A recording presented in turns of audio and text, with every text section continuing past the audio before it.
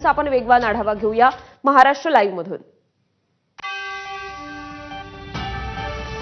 आधी मराठी विजयी मेळावा, मग वाढदिवसाच्या आणि गणपतीच्या निमित्तानं गेल्या 2 महिन्यात 3 वेळा भेटणारे ठाकरे बंधू पुढच्या महिन्यात मोठी बातमी देणार आहेत। शिवसेनेच्या दसरा मेळाव्यात काहीतरी मोठी बातमी मिळेल असं सूचक वक्तव्य ठाकरेंच्या शिवसेनेचे विधान परिषदेचे आमदार सचिन अहिर यांनी केलंय। एबीपी माझाच्या बाप्पाचं दर्शन घेतल्यानंतर सचिन अहिर बोलत होते, त्यावेळी त्यांनी हे वक्तव्य केलंय। दसरा मेळाव्याला ठाकरे बंधू स्टेजवर एकत्र येतील का माहित नाही, पण आम्ही त्यांना आमंत्रित करू शकतो, ही शक्यता नाकारता येत नाही असंही अहिर म्हणालेत। आमच्याप्रमाणे त्यांचाही मेळावा असतो, त्यामुळे ते देखील आम्हाला आमंत्रित करू शकतात।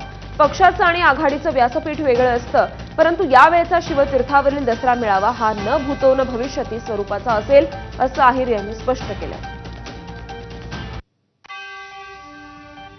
की निवळ त्या 2 पक्षासाठी किंवा निवळ भावासाठी नाही, पण या राज्यासाठी हे एकत्रित येणं गरजेचं, जे लोकांच्या मनातली जी भावना आहे। मला असं वाटतं गणपती झाल्यानंतर आता पितृपक्ष सुरू होतोय, दसऱ्याला निश्चितपणे चांगली बातमी मिळेल अशी अपेक्षा व्यक्त केली तरी काय? म्हणजे मोठं स्टेटमेंट आहे की जी बातमी मिळणार आहे ती दसऱ्याला मिळणार आहे का? दसरा मेळाव्यात दसऱ्या मेळाव्यामध्येच सुतवाच ज्यावेळी पक्षाचे नेते करतात, तर मला असं वाटतं तो संकेत न देता वस्तुस्थिती काय आणि कशा प्रकारे पुढे आगामी काळामध्ये निवडणुकीला सामोरे जायचं आहे ह्याचाही देखील मार्गदर्शन निश्चितपणे होईल। म्हणून मी काय भविष्यवाणी नाही केली। शेवटी दोन्ही भाऊ एकमेकांना बघतच असतात, ते कधी तिकडनं बघतात, कधी ह्या स्टेजवरून बघतात, पण एकत्र येतील त्या स्टेजवर किंवा नाही हा नंतरचा भाग, कारण 2 राजकीय वेगवेगळे पक्ष आहेत। जसा आमचा दसरा मेळावा असतो तसं तसाही दसऱ्याचा मेळावा असतो। उद्या अशी शक्यता नाकारता येत नाही की आम्ही त्यांना आमंत्रित करू, ते आम्हाला आमंत्रित करतील, कारण राजकीय व्यासपीठावरती ज्यावेळी आम्ही एकत्र येत असतो त्यावेळी तो पक्षाचा व्यासपीठ एक वेगळा असतो आणि एक आघाडीचा व्यासपीठ वेगळा असतो। पण नक्की यावेळीचा शिवतीर्थाचा मेळावा हा भूतो न भविष्य काळातला असेल। राज्य सरकारनं मराठा आरक्षणासाठी हैदराबाद गॅझेट लागू करण्याचा GR काढल्यानंतर आता जरांगेंच्या समर्थकांनी कोर्टात धाव घेतली आहे। जरांगेंचे समर्थक गंगाधर काळकुटे यांनी सर्वोच्च न्यायालय, उच्च न्यायालयात कॅव्हेट दाखल केलंय। मराठा समाजाची बाजू ऐकून घेतल्याशिवाय मराठा आरक्षणाबाबतचा कोणताही GR रद्द करू नये किंवा त्याला स्थगिती देऊ नये असं या कॅव्हेटमध्ये नमूद करण्यात आलंय। मराठा आरक्षण आणि हैदराबाद गॅझेटला होणारा विरोध लक्षात घेता ओबीसी नेते न्यायालयात गॅझेटला आव्हान देण्याची शक्यता आहे। त्याच पार्श्वभूमीवर जरांगेंशी चर्चा करून काळकुटे यांनी कॅव्हेट दाखल केलंय। हैदराबाद गॅझेटमुळे कोणत्याही समाजाच्या आरक्षणाला धोका नाही असंही कॅव्हेटमध्ये म्हटलंय। आम्ही माननीय कोर्टाला विनंती केली आहे की जो हैदराबाद गॅजेटच्या लागूसाठीचा जो GR काढलेला आहे माननीय राज्य सरकारने, त्या GRला स्थगिती देण्यापूर्वी किंवा त्यावर चर्चा करण्यापूर्वी किंवा तो GR रद्द करण्यापूर्वी किंवा याबाबत अशी काही तत्सम कारवाई करायची झाल्यास त्याबाबत सर्वप्रथम आम्हाला कळवण्यात यावं, आमचं मत विचारात घ्यावं। माननीय संघर्ष योद्धा मनोजदादांची त्याबाबतली भूमिका जाणून घ्यावी आणि त्यानंतरच निर्णय द्यावा, यासाठी हे कॅव्हेट दाखल केलेलं असून या संदर्भातले सर्व कागदपत्र घेऊन आम्ही संध्याकाळी मनोजदादांची भेट घेऊन सर्व कागदपत्र सुपूर्द करणार आहोत। मुंबई आणि ठाण्यात मुख्यमंत्री देवेंद्र फडणवीसांचे छत्रपती शिवाजी महाराजांना नमन करतानाचे फोटो असलेले बॅनर झळकलेत। या बॅनरवर फक्त देवाभाऊ एवढाच उल्लेख करण्यात आलाय। तर प्रमुख वृत्तपत्रांच्या पहिल्या पानावर देखील देवाभाऊ असा उल्लेख असलेल्या जाहिराती देण्यात आलेल्या होत्या। हे बॅनर नेमके कुणी लावले आहेत हे अद्याप कळू शकलेलं नाहीये। मात्र राज्य सरकारनं मराठा आरक्षणाबाबत 3 GR काढल्यानंतर भाजपनं ही बॅनरबाजी केल्याची चर्चा आहे। मुंबई आणि ठाण्यात मुख्यमंत्री देवेंद्र फडणवीसांचे छत्रपती शिवाजी महाराजांना नमन करतानाचे फोटो असलेले बॅनर झळकलेत। यावर उपमुख्यमंत्री शिंदेंनाही पत्रकारांनी प्रश्न विचारला। आम्ही श्रेयवादाच्या लढाईत नाही, मराठा समाज आणि ओबीसी समाजाला न्याय देण्याचं काम महायुती सरकार करतंय असं शिंदे म्हणाले। महायुती सरकारनं मागच्या 2.5 वर्षात केलेल्या कामाची पोचपावती आम्हाला गेल्या वर्षीच्या विधानसभा निवडणुकीत विजयाच्या रूपात मिळाली। देवेंद्रजी आणि आम्ही दुसरी इनिंग सुरू केली आहे, यापुढे देखील असंच काम करत राहू, हाच आमचा अजेंडा आहे असं देखील शिंदे म्हणाले। वादाच्या लढाईमध्ये आम्ही नाही, मराठा समाज असेल, ओबीसी समाज असेल, याला न्याय देण्याचं काम या ठिकाणी महायुती सरकार करते आहे आणि महायुती सरकारने 2.5 वर्षामध्ये केलेलं काम त्याची पोचपावती या झालेल्या विधानसभेच्या निवडणुकीत आम्हाला मिळालेली आहे। आता देवेंद्रजी आणि आम्ही टीम म्हणून दुसरी इनिंग सुरू केलेली आहे। यापुढे देखील असंच काम वेगाने या राज्याचा विकास, सर्वसामान्य गोरगरिबांना मदत हाच आमचा अजेंडा आहे। बीडच्या धारूर तालुक्यातील भोगलवाडीत ओबीसी आंदोलक लक्ष्मण हाकेंच्या उपस्थितीत मेळाव्याचं आयोजन करण्यात आलं होतं. पण मेळाव्याआधी भोगलवाडी फाट्यावर लावण्यात आलेल्या बॅनरवरून 2 गटात राडा झाला. देवतांसह राष्ट्रपुरुषांचे फोटो असलेले बॅनर काही तरुणांनी फाडले आणि त्याच कमानीवर जरांगेंचे फलक लावण्यात आले होते.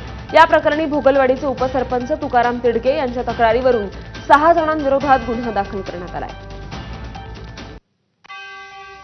बीडच्या धारूरमधील भोगलवाडी येथे आज लक्ष्मण हाके यांच्या प्रमुख उपस्थितीत मेळाव्याचं आयोजन करण्यात आलंय. मात्र मेळाव्याच्या आधीच भोगलवाडी फाट्यावर असलेल्या कमानीवरील बॅनर अज्ञातांनी फाडलेत. त्यामुळे ओबीसी समाज आक्रमक झालेला दिसून आलाय. तर कमानीच्या दोन्ही बाजूला जरांगे पाटलांचे बॅनर्स लावण्यात आल्याचं देखील सांगण्यात आलंय. या प्रकरणी बॅनर फाडणाऱ्यांवर गुन्हा दाखल करण्यात आलाय.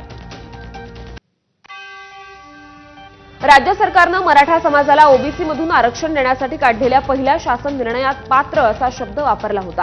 नंतर दुसरा शासन निर्णय काढून हा शब्द वगळण्यात आला. याचा अर्थ मराठा समाजाला ओबीसीमधून सरसकट आरक्षण देणार असा होतो. हा मूळ ओबीसी समाजावर अन्याय आहे. याविरोधात लढा देण्यासाठी 25 प्रमुख लोकांची एक समिती गठीत करून ऑक्टोबरमध्ये नागपुरात ओबीसींचा महामोर्चा काढणार अशी माहिती ओबीसी नेते तथा काँग्रेसचे विधानसभेतील पक्षनेते विजय वडेट्टीवार यांनी दिली. नागपुरातील रवी भवन येथे शनिवारी विदर्भातील नागपूर, भंडारा, गोंदिया, गडचिरोली, चंद्रपूर, वर्धा, यवतमाळ, अमरावती, अकोला, बुलढाणा आणि वाशिम जिल्ह्यातील ओबीसी संघटनांची बैठक झाली. या बैठकीत मार्गदर्शन करत असताना वडेट्टीवार बोलत होते. नागपुरामध्ये त्याचा मोर्चा, आपल्याला एक मोठा मोर्चा करून आपल्या हक्काचं संरक्षण, आम्ही कोणावर अन्याय नाही तर आमच्या हक्काचं संरक्षण व्हावं आणि ओबीसीच्या हक्काला कुठेही बाधा पोचू नये, आरक्षणाला कुठली ठेच लागू नये, ही त्यामागची भूमिका आमची असणार आहे. महिला पोलीस अधिकारी अंजना कृष्णा यांच्या चौकशीची मागणी करणाऱ्या अमोल मिटकरींनी ट्विट मागे घेत दिलगिरी व्यक्त केली. तर मी केलेली चौकशीची मागणी ही पक्षाची भूमिका नव्हती असं स्पष्टीकरण देण्याची वेळही मिटकरींवर ओढवली आहे. सोलापूरमधल्या कुरडूत अवैध उत्खनन करणाऱ्यांवर कारवाई करणाऱ्या जिगरबाज महिला आयपीएस अधिकारी अंजना कृष्णा यांना थेट उपमुख्यमंत्री अजित पवारांनी फोनवरून धमकी दिली. अजित पवारांचा ऑडिओ व्हायरल होताच टीकेची झोड त्यांच्यावर उठली होती. त्यावरून अमोल मिटकरींनी थेट यूपीएससीला पत्र लिहित कृष्णा यांच्या चौकशीची मागणी केली होती. पूजा खेडकरांप्रमाणेच अंजना कृष्णा यांच्या निवड प्रक्रियेत घोळ झाला असल्याची शंका मिटकरींनी काल उपस्थित केली होती.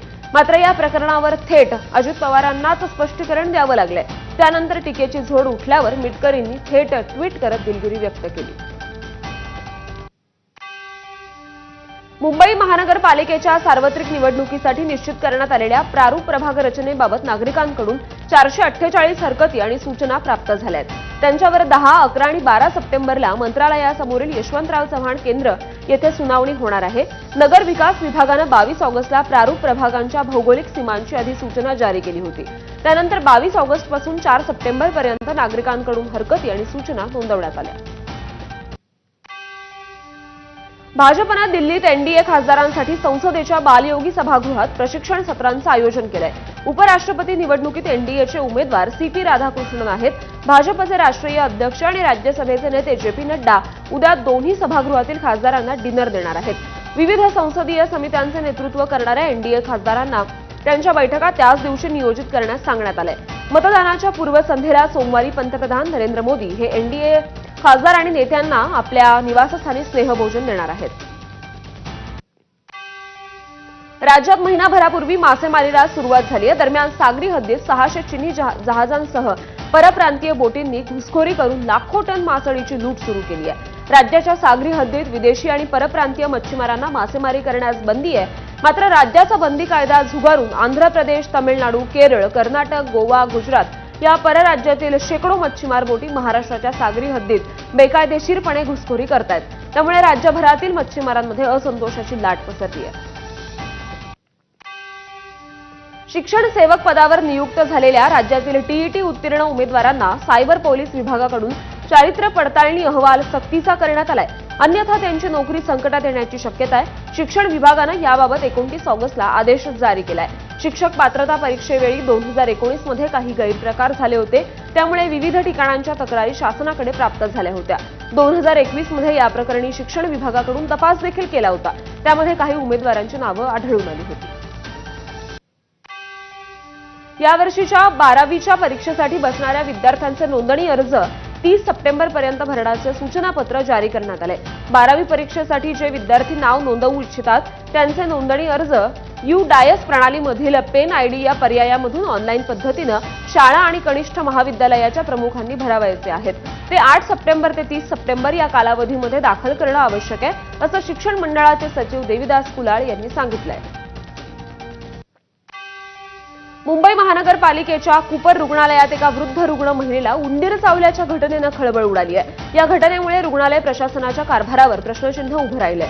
संबंधित महिलेला अँटी रेबीज आणि लेप्टो प्रतिबंधक औषधी देण्यात आली आहे. तसंच सफाई कंत्राटदार संस्थेला कारण दाखवा नोटीस बजावण्यात आली आहे. त्यांना तात्काळ पेस्ट कंट्रोल, उंदीर नियंत्रण उपाय, काटेकोर स्वच्छता करण्याचे आदेश देण्यात आलेत. रुग्णालयातील विशेषतः महिलांच्या वॉर्डमध्ये उंदरांचा वावर दिसतोय. ते अनेकदा रुग्णांच्या खाटांवर किंवा त्यांच्या अंगावरून धावत असल्याची तक्रार नातेवाईकांनी केली आहे. या तक्रारींची गंभीर दखल घेत रुग्णालय प्रशासनानं तातडीनं सापळे आणि स्टिकी पॅड्स लावले आहेत. मुंबईतील मध्य रेल्वे आणि पश्चिम रेल्वे मार्गावर आज मेगा ब्लॉक असेल. तसंच हार्बर मार्गावरील CSMT ते पनवेल आणि ठाणे ते पनवेल लोकल सेवा रद्द करण्यात येईल.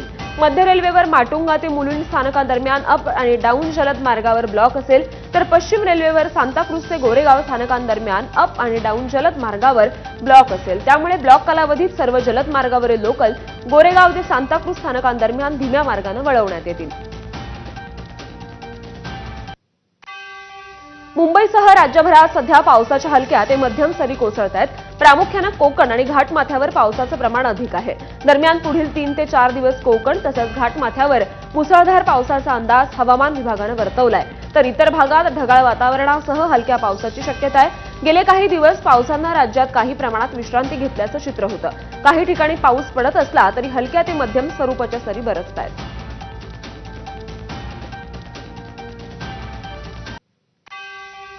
पालघरमध्ये मागील 2 दिवसांपासून दमदार पावसानं हजेरी लावली आहे. पावसानं गेल्या काही दिवसांपूर्वी थोडीशी विश्रांती घेतली होती, मात्र मागील 2 दिवसांपासून पुन्हा पावसानं सुरुवात केली आहे. भात शेतीसाठी हा पाऊस पूरक आहे. मात्र जर पुन्हा पावसाचा जोर वाढला तर भात शेतीला धोका सुद्धा होण्याची शक्यता निर्माण झाली आहे. नंदुरबारच्या शहादा तालुक्यात 3 दिवसांपासून होत असलेल्या पावसामुळे गोमाई नदीनं धोक्याची पातळी ओलांडली आहे. गोमाई नदीच्या पाणी पातळीत वाढ झाल्यानं नदीकाठावरील गावांना सतर्कतेचा इशारा देण्यात आलाय. तर पुढील काही दिवस मुसळधार पावसाची शक्यता हवामान खात्याकडून वर्तवण्यात आली आहे. ठाण्यात दिवंगत नेते आनंद दिघे यांनी सुरू केलेल्या टेंभी नाका नवरात्री महोत्सवाचं मंडप पूजन करण्यात आलं. उपमुख्यमंत्री एकनाथ शिंदेंच्या हस्ते मंडप पूजन करण्यात आलं. शनी शिंगणापूर शनिदेवाच्या पुजाऱ्यांना आता दक्षिणा मिळणार नाही. धार्मिक विधींबाबत पारदर्शकता असावी यासाठी हा निर्णय देण्यात आलाय. तर शनी शिंगणापूर देवस्थान विश्वस्त मंडळानं शनिदेवाचा अभिषेक करण्यासाठी मानधन तत्वावर 6 पुरोहितांची नेमणूक केली आहे. तर भाविकांना देवस्थानकडे 100 रुपये शुल्क भरून अभिषेक करता येणार आहे. 6 सप्टेंबरपासून याची अंमलबजावणी आता करण्यात येईल. शहापूर तालुक्यातील आसन गावातील मुंडेवाडीमध्ये गणपती विसर्जन करताना 3 जण वाहून गेले. भांगरी नदीत गणरायाचं विसर्जन करण्यासाठी हे तिघे गेले होते. या घटनेची माहिती मिळताच स्थानिक पोलीस आणि अग्निशमनचे जवान घटनास्थळी दाखल झाले. सध्या या तरुणांचा शोध सुरू आहे. पालघरच्या नारंगी परिसरातील खाडीमध्ये गणपती विसर्जनासाठी आलेला एक तरुण बोटीतून पाय घसरल्यानं पाण्यात पडला. त्याला वाचवण्यासाठी आणखी 2 तरुणांनी उडी घेतली, पण ओहोटीची वेळ असल्यामुळे तिघेही बुडू लागले.